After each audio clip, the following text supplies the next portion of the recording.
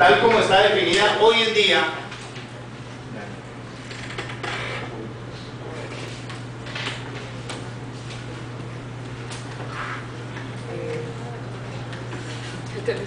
es un concepto muy sencillo y se lo voy a explicar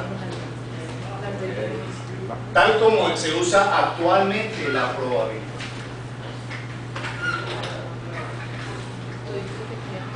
No sé si ustedes tuvieron la oportunidad de leer el artículo que les dije de las 25 páginas, donde ahí menciona cómo nació la parte de la estadística que maneja la probabilidad. Pero la probabilidad la voy a simbolizar por P mayúscula de la variable X. ¿Sí? Es esta definición, mire, número de casos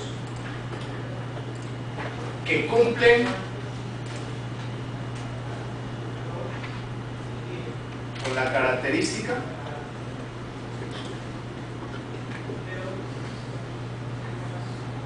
sobre el número total de casos, es decir, en la muestra o en la población, si no, si usted está haciendo censo o tiene una muestra. Esa es la definición de probabilidad. Entonces, por ejemplo, en la base de datos que estamos trabajando, ¿cuál es la probabilidad de ser mujer? Que yo aleatoriamente saque una persona de esa empresa y que esa persona me resulte ser mujer. ¿Cuál sería esa probabilidad? 49,4. ¿Y cómo la calculé? El número de mujeres. El número de mujeres, que era ¿cuánto? 247 sobre el número total de casos. ¿Y eso le da cuánto? 49. Esa es la probabilidad de que si yo saco aleatoriamente en esa empresa una persona, que esa persona resulte ser mujer. ¿Sí o no que es un concepto sencillo? Pues La probabilidad es sencilla. La probabilidad es sencilla. Hasta dice que es mujer. ¿Cuál es la probabilidad? ¿Sí? De que cuando usted saque una persona, esa persona tenga una antigüedad entre 22 y 27 años? El 7,2. No, 14,4. ¿Cuántos hay? La probabilidad de que si yo saco una persona de manera aleatoria de esa empresa, ¿sí?, su antigüedad esté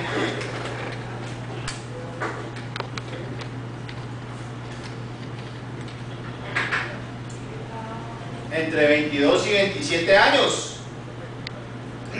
¿Cuál es esa probabilidad? La suma de personas que están entre 22 y 27 sobre el total de los casos. O sea, el ¿Qué sería? O sea, ¿de dónde está? 104. ¿Cuánto? ¿Cuánto creen ustedes? Entre 22 y 27 es el último rango. 72 Da 14.4. sobre 500. ¿Y eso le da cuánto? 14.4. ¿Le ha parecido difícil hasta ahora? Eso es la probabilidad. Ni más ni menos que una división de los casos que cumplen con la característica que yo estoy buscando sobre el número total de casos. Esa es la definición de la probabilidad empírica. Hay otras definiciones. La probabilidad salió de los juegos de azar, cuando los señores estos de la corte, que ya no tenían nada más que hacer, ya habían conquistado otras tierras, ya habían hecho y deshecho con sus feudos, entonces se dedicaron a los juegos de azar.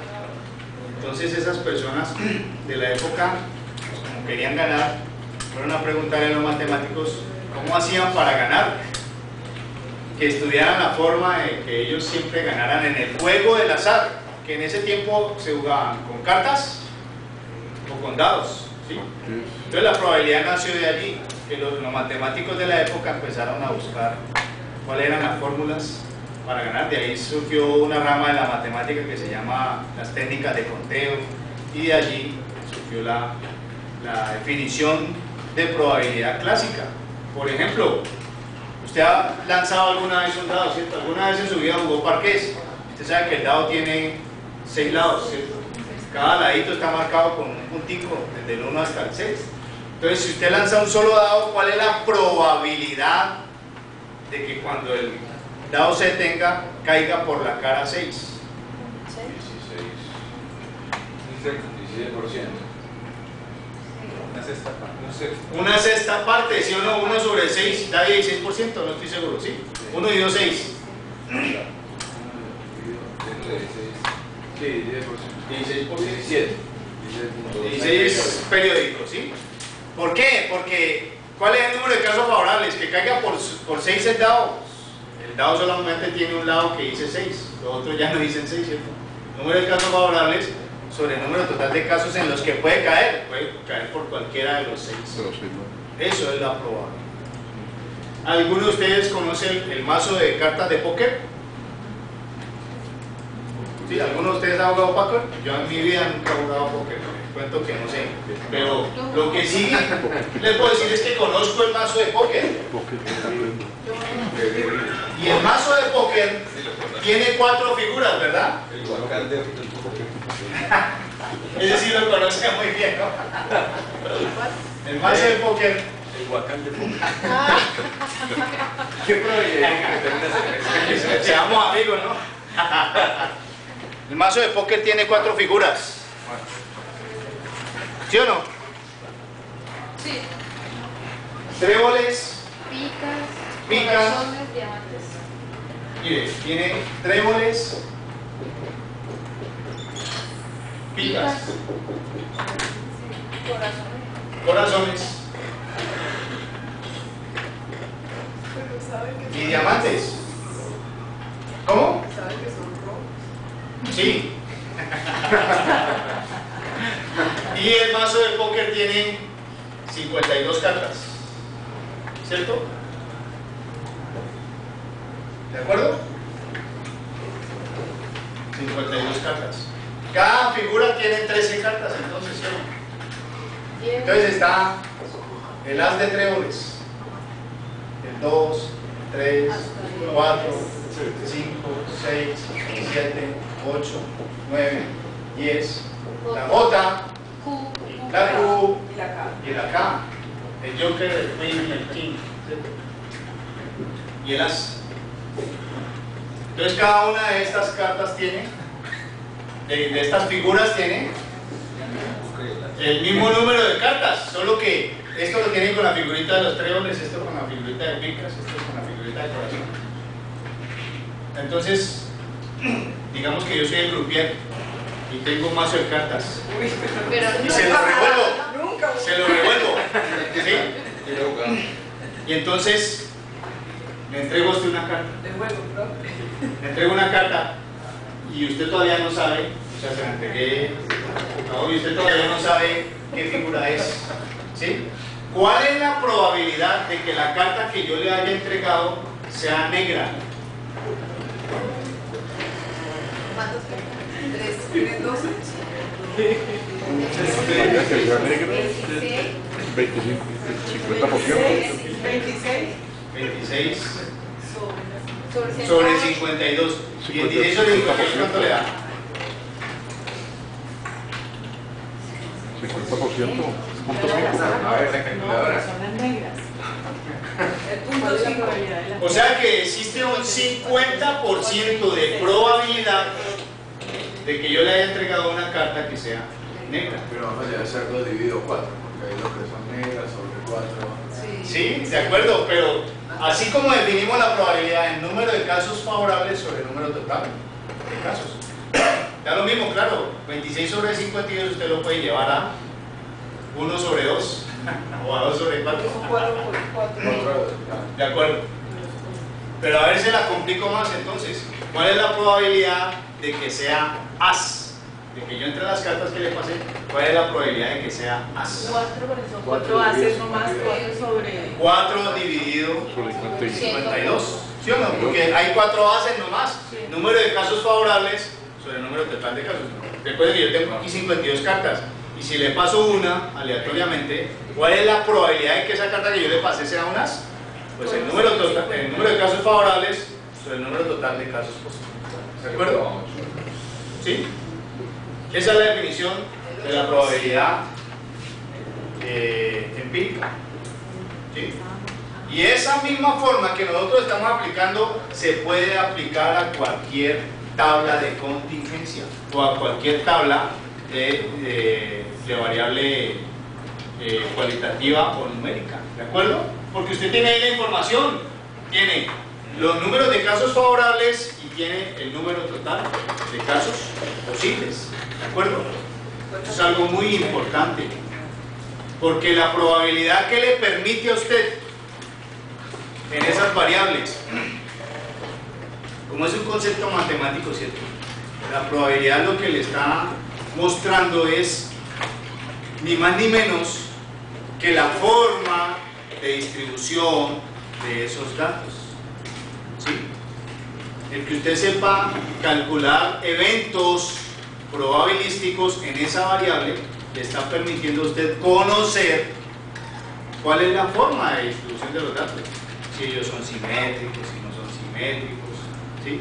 Toda esa parte que puede ser importante en una investigación. Esa es la probabilidad.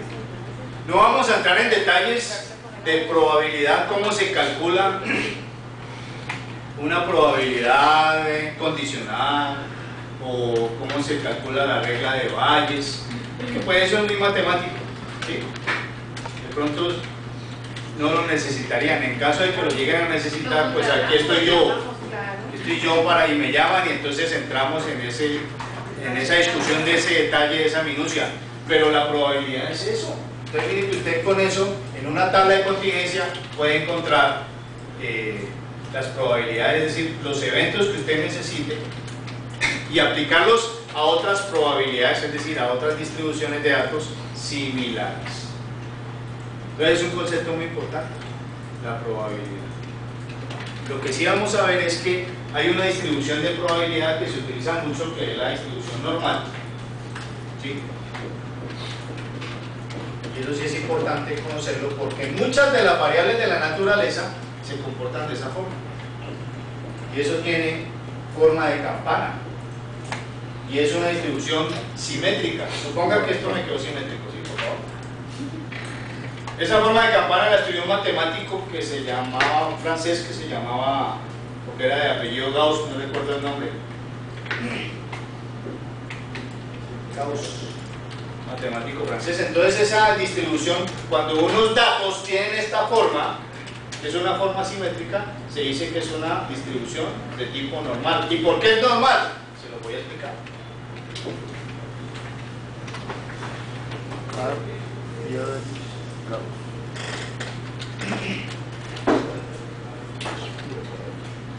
Porque miren que esta distribución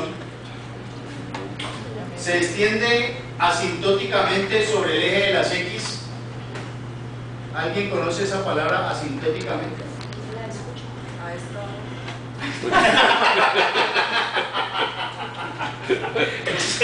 La conocíamos.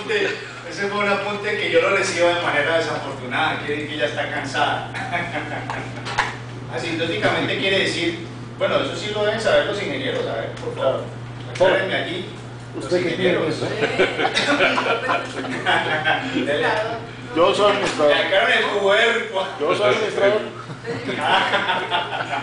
Asintóticamente quiere decir que estos valores se extienden hasta menos infinito o hasta infinito sin tocar el eje de las X. Digamos que ese es un concepto muy teórico. Quiere decir que los valores de esta variable nunca tocan el cero, ¿sí? Ni a este lado ni a este lado, ¿sí? Pues resulta que muchas variables se comportan así. Muchas variables de la naturaleza se comportan con esa distribución. Pero le voy a decir algo charladito.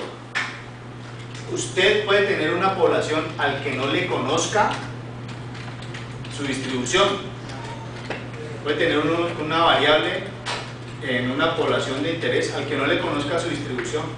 Pero le voy a decir algo. Si usted de esa población toma muestras, muchas muestras del mismo tamaño, ¿sí? Y a cada una de esas muestras le calcula el promedio y luego estudia esos promedios de todas las muestras que sacó, ¿sí? Esos promedios siempre se van a comportar así, independientemente de cómo sea la distribución de los datos original. Eso es un teorema en matemática que se llama el teorema del límite central, que lo que le dice es que si usted tiene grupos de una población y a esos grupos le calcula el promedio y estudia esos promedios, todos esos promedios que sacó allí, todos esos promedios se comportan así. Entonces por eso esta distribución es muy importante, porque a la final no importa cómo es la distribución de su variable, usted siempre puede llevar esa distribución. En particular, muchas de las variables de las ciencias sociales las puede llevar a este tipo de comportamientos. Bueno, algo que no he aclarado es que esta distribución es de una variable numérica. Es una variable numérica, no es cualitativa, es una variable numérica. Estamos hablando de probabilidad de variables numéricas hasta ahora. Pero es que usted también puede calcular probabilidades de variables cualitativas, ¿sí? Pero de unas variables cualitativas en particular, que vamos a hablar el próximo jueves, ¿sí? Sigamos en esto. Entonces esta distribución es simétrica. ¿Qué quiere decir? Que el área de aquí para allá y el área de aquí para allá son iguales. Es decir, que si yo pudiera doblar esta gráfica sobre esta, ellas debieran coincidir. Y que este valor de aquí, que es el centro de la mitad del medio de la distribución, es la media, pero también es la mediana y también es la moda de la distribución. ¿De acuerdo? Eso es algo muy importante. Entonces quiere decir que cuando la distribución es simétrica y tiene este comportamiento de campana de Gauss, entonces la media y la mediana deben ser iguales, aproximadamente iguales. Pero la población real puede no ser así exótica. Sí, y puede ser. O sea, por mucho que se parezca a la distribución normal, que es muy abstracta, realmente puede no ser normal, claro. No es la única distribución de datos que hay. Estamos de acuerdo. Sí, de acuerdo. Pero si usted está interesado en conocer una distribución de probabilidad para la estatura en determinada población, ¿sí? Puede trabajarlo con muestras normales, es decir, con muestras a las que usted le calculó los promedios, ¿sí? Y como eso es teórico, usted puede suponer normalidad de los promedios de muestras. Vamos a ver también, no me preocupe, y eso lo vamos a ver toda la próxima clase, que usted efectivamente no todas las distribuciones son normales, y usted puede estar interesado en saber qué tipo de distribuciones, o por lo menos probar si esos datos de su área de interés son aproximadamente normales o no. Hay pruebas para eso. Hay pruebas para eso y esas las vamos a ver en probabilidad. Y la más conocida, sí, es la de estos señores rusos, Kolmogorov, Smirnov. ¿Cierto que son rusos? Revisas mis dosis, bueno. ¿O no? ¿O no van a ser rusos? ¿O me van a decir ustedes que nunca han probado el vodka de esta marca? Claro. Rico, ¿cierto? Bueno, estos señores trabajando sobre esta distribución diseñaron una prueba que me permite saber si unos datos tienen este comportamiento o no. ¿Sí? Hay una prueba específica para eso. Hay varias. ¿Sí? Otra es la prueba de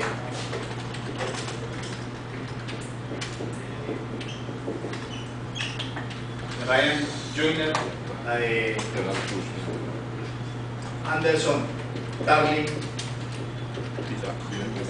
Se supone que no, por las vallas, si se hay kurtosis también podría ser lo único que con una de estas. Sí, pero eso es más matemática. Eso es terrible. Usted tiene que conocer sobre simetría y kurtosis, es decir, cuando es mesocúrtica, platocúrtica, asimétrica, negativa y positiva, y todo eso es un cuento más malo. Claro, con este y una probabilidad específica que ustedes van a utilizar mucho, que se llama el valor P o el P-valor, ¿sí? Que eso lo vamos a definir bien en el módulo de inferencia estadística. Y estas pruebas usted puede definir si unos datos se comportan o no se comportan o no. ¿Y por qué es importante esta distribución? Le repito, porque muchas de las variables de la naturaleza, incluyendo las ciencias sociales, se comportan así. Y si no, usted puede asumir normalidad con ciertas variables cuando toma muestras, muchas muestras de ellos, y lo que estudia son los promedios. Porque no recuerdo cuál matemático de estos dijo que los promedios de las muestras hablan de la variable de interés, ¿cierto? Usted estudiando una variable a través de sus promedios de muestras puede mirar comportamientos de esa variable en términos de probabilidad. Siempre y cuando vamos a esa representativa. Ah, es que eso es otro cuento. Las técnicas de muestreo, ¿sí?, exigen que una muestra sea representativa, suficiente, eficiente, y la otra es... Profe, hagamos el ejercicio. Sí, la otra es, son cuatro, representativa, suficiente, eficiente Profe, yo y... me estoy quedando atrasada. Se puede Sí, quitar. se me ve la mano, profe. Se me olvidó, pero son cuatro. Bueno, entre ellas es que primero, la muestra representativa es que cuando usted toma una muestra, primero tiene que ser en condiciones de aleatoriedad, es decir, que si usted tiene la población definida de interés, cualquiera de los elementos de la población debería poder salir en la muestra. Eso significa que la muestra sea aleatoria. Representativa es que si usted definió bien la población, se supone que los elementos de esa población todos tienen la característica de interés suya en el estudio, ¿sí? Esas dos condiciones hacen que una muestra sea representativa. El que sea suficiente tiene que ver con el tamaño de la muestra. ¿Qué tamaño es el adecuado? Una pregunta que ustedes hacen con mucha frecuencia. Bueno, ¿y cuál es el tamaño adecuado para esta población? Tamaño de muestra. Entonces algunos han definido, no, pues sacan un 5% o un 10% o un tanto por ciento, no sé. No, eso tiene sus técnicas y sus fórmulas para llegar a un tamaño de muestra adecuado.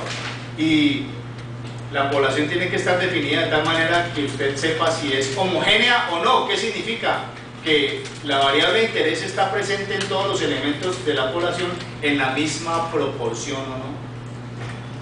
La mayoría de las poblaciones son heterogéneas, es decir, por ejemplo, si usted va a medir la intención de voto, ahora que acabamos de pasar elecciones, en un sector de la población puede que esa intención de voto sea diferente a otro sector de la población.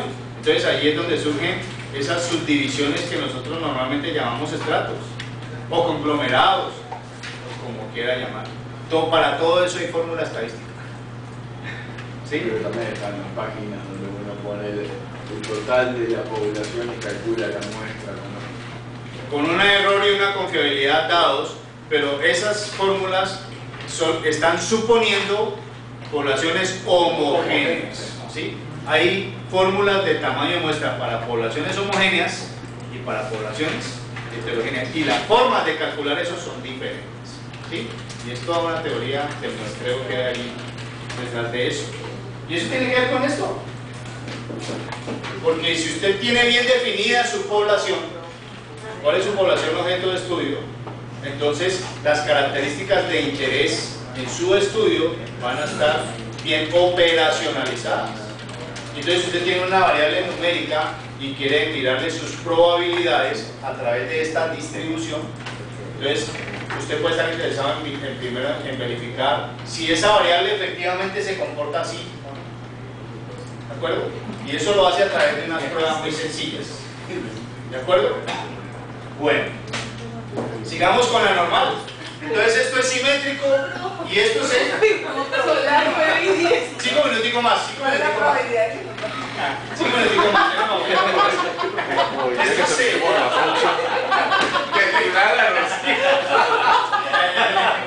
Ya le está haciendo el cansancio. Ya no le estoy llegando con mi discurso. Lo que pasa es que el profesor me interrumpió ahí la idea que tenía. Esto se extiende. Claro, alguien tiene que echarle la culpa, ¿sí o no? Pues ahí fue una pregunta que a mí sí me interesó. Bueno, esto se extiende hacia más infinito y hacia menos infinito, pero teóricamente, y ahí es aquí donde se empieza a conjugar lo teórico con lo práctico, el área bajo toda la curva, ¿sí?, me representa la probabilidad de toda la variable. Las probabilidades siempre, y subrayo esa palabra, siempre, las probabilidades siempre son no negativas y el máximo valor que alcanza es 1 o 100%. Es decir, que las probabilidades siempre le van a dar a usted entre 0 y 1. No le pueden dar ni negativas ni mayores que 1. El 1 representa el 100% de la variabilidad de la variable, es decir, de toda la distribución de los datos. Y según esa campana es infinita. De acuerdo, pero si usted le mide el área, es que esto se va haciendo tan pequeñito que el área, a pesar de que no toque el eje de las X, ya se va haciendo tan pequeñito que ya casi no lo puede usted medir, esa área. Entonces, esta área teóricamente representa el 100% de la población y su probabilidad vale 1. Entonces, ¿cuál es la probabilidad de los valores a la izquierda de la media? ¿Cuánto vale esta área? 50% o 0.5. ¿De acuerdo? Y el área de aquí para acá, ¿vale? Porque la distribución es simétrica. El área de este lado es igual a la de este. ¿De acuerdo? Entonces, si su variable se comporta normal, usted puede querer hallar cuál es la probabilidad, ¿sí?, de un valor hasta aquí. ¿Y eso qué representaría? Toda esta área, hasta ese valor. Y eso se puede calcular. Y eso es lo que vamos a ver en detalle la próxima clase. Con unas tablitas muy sencillas que llaman las tablas de la distribución normal. Las vamos a aprender a manejar. O sea, esto mismo para la siguiente clase. Sí. O sea, que volver a repetir, perdón. Lo de las probabilidades, ¿no?